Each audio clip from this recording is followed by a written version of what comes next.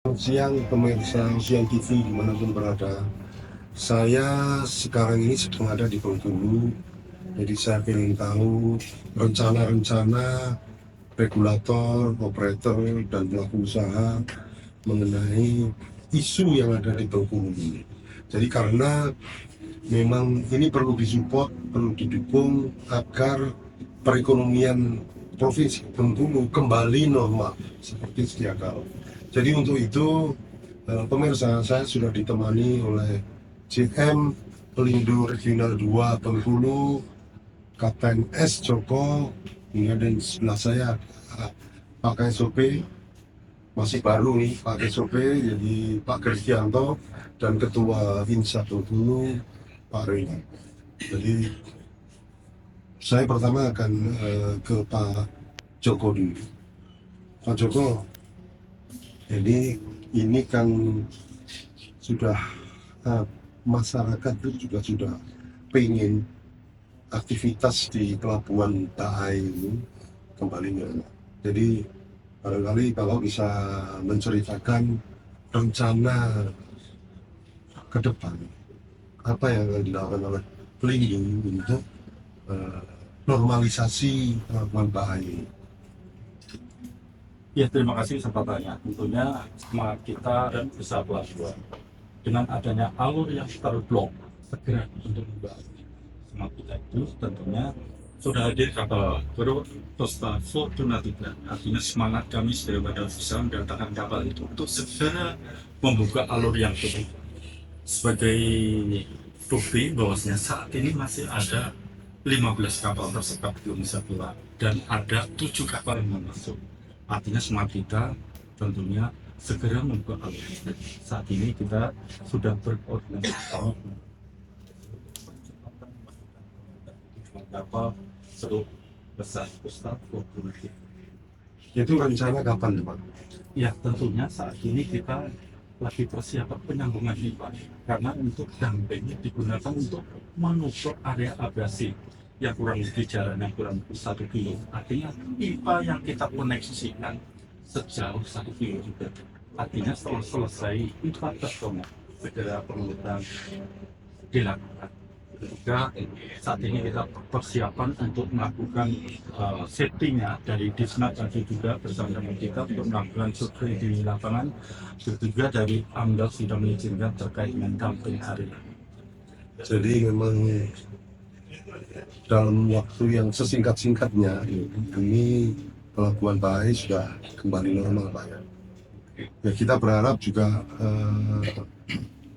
masyarakat itu pasti menginginkan, apalagi dunia usaha, itu pasti dia pengen pelabuhan Bengkulu ini kembali normal, bisa berjalan sebagaimana mestinya.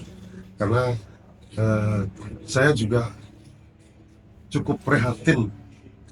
Jadi BBM ini kan saya kalau melihat wah antrian sangat besar, itu kan juga menandakan bahwa perekonomian tidak dalam baik-baik saja.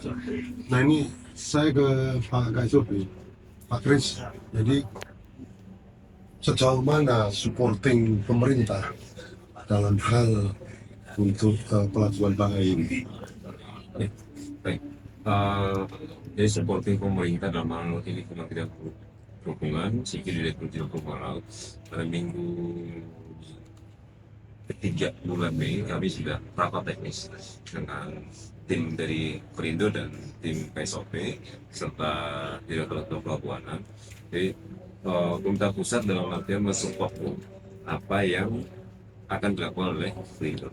Cuman dari pemerintah pusat juga sama meminta percepatan sehingga untuk masa pendalaman dan itu sudah dikonfirmasi oleh pusat dan itu sudah untuk biar tidak stuck kapal ada tapi nggak kerja untuk kerja dulu untuk masa kedaruratan sampai dengan kedalaman LWS minus 4 direncanakan sesuai dengan timeline, mudah-mudahan alam mendukung karena di sini alamnya cukup lumayan angin dan ini kencang tiba-tiba.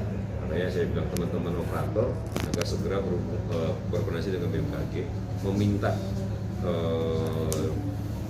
perakiraan cuaca 1 bulan untuk masa kerja. Nah, mudah-mudahan di minggu ketiga Juni itu kita tidak menjanjikan. Mudah-mudahan bisa berjalan semua dengan lancar. Insya Allah kapal-kapal yang di dalam sudah bisa keluar dan sudah ada pergerakan kapal masuk. Di tahap keduanya dari -4 itu akan membuka seksi yang besar lagi untuk sampai dapat -6. -6 tadi akan dilakukan dengan tahap kedua, seksi kedua untuk yang besarnya. Tapi kita nggak melihat yang besarnya dulu. Tapi untuk ketangkap daruratannya ini yang kami kejar dulu supaya ekonomi bisa berjalan. Baik, jadi artinya Pak Hai ini Juni itu sudah normal Pak ya, diharapkan ya. Insya Allah. Nah ini saya ke Pak Ketua Insan. Ini dengan rencana Pelindo maupun pihak pemerintah, apa yang menjadi harapan dari pelaku usaha, terutama pelayaran? Silakan Pak. Baik, terima kasih. Kami dari pelaku usaha dalam hal ini mewakili Asosiasi Insan.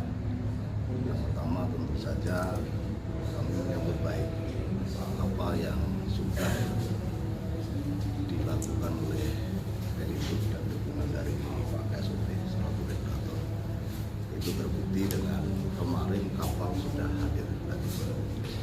Namun kami juga memahami untuk mulai proses pekerjaan itu tentu saja kapal perlu ada hal-hal yang disiapkan di dalam beberapa waktu.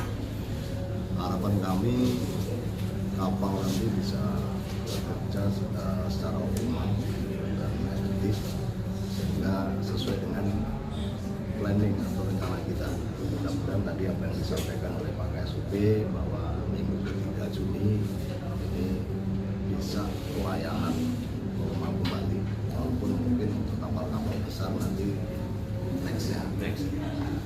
Dari kami, karena pelabuhan ini merupakan gerbang ekonomi suatu daerah, harapan kami memang percepatan ini benar-benar realisasi. Namun sama-sama kita pahami bahwa pekerjaan penerbangan ini bukan hal yang simpel dan sederhana. Untuk itu perlu dari kami juga dukungan dari semua pihak yang berwenang, terutama pihak pemerintah, agar pekerjaan ini bisa berjalan dengan baik, lancar, dan di belakang nggak ada hal-hal yang tidak diinginkan, terutama efek-efek hukum. Kemudian untuk selanjutnya, setelah proses pengerjaan nanti dilaksanakan ke depan, karena masalah alur ini kan sudah dari waktu ke waktu, bertahun ke tahun. Apalagi tingkat sedimentasi dan kondisi alam Bengkulu ini luar biasa.